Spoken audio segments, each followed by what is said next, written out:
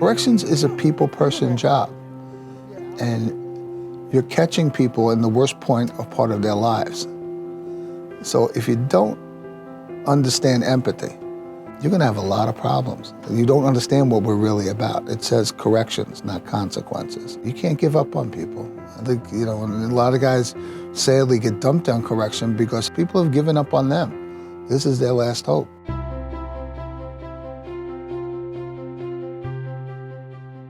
The second largest mental health provider in the country is Rikers Island. More people are being held here with mental health services than any other psychiatric hospital in the country. And in poor communities, it's the first time anyone gets any kind of mental health treatment is in a jail. So we have an obligation to give them the best treatment they can get. And correction is a part of that treatment. I was in charge of the mental health unit. I had about 350 to 400 inmates who were diagnosed with mental illness. I probably had close to 120, 130 officers. What's up? It was a brick wall when I started between the clinical and the uniform. And what happened was we just tore that wall apart. I never studied mental health, never went to school for it. And I just saw that there was something, you could see the misbehavior, but I could also see something else was causing it. There was something behind that. And I began to work with the psychologists and the clinicians and the clinical staff. And he said, go get this book, and that's what started it. And then another doctor says, go get this book. And it was like, I did like an informal education. I don't understand what this word means, but they would sit down with me and they would tell me. It was really cool. You don't have to go to graduate school to observe behaviors.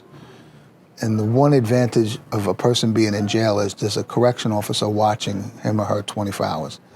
Is he taking a shower? Is he bathing? Is he playing cards? Is he sleeping all day long? When you team that up and give it to clinical staff, they know exactly what they got. And then I got to see the change in behavior.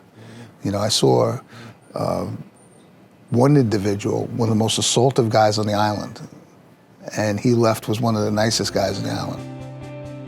So we developed CAPS, Clinical Alternative to Punitive Segregation, for people who had a history of violence. There was a decision we were not going to put anyone with a serious mental illness in restrictive housing, or what we used to call punitive seg.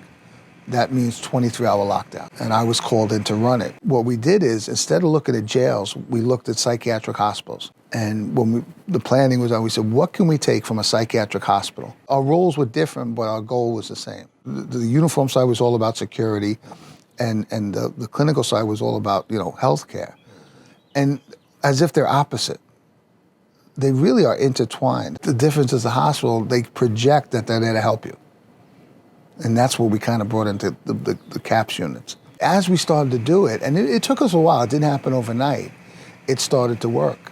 And what happened was, we realized that if you stress safety, not security, and by safety, everybody on that unit feels safe, the officers, the clinicians, the inmates, you start to get security. And the housing area actually became a community, and it was really cool. That's how you get the culture change, when they see it works. At one point, some of these units, the other units we developed afterwards, where the medication compliance rate was higher than the hospital. It kind of puts the mental health community on guard, because if we can have successes in here, where guys leave better, get jobs when they leave, I think I'm kind of pushing the mental health community. We can do it in here, let me see what you can do.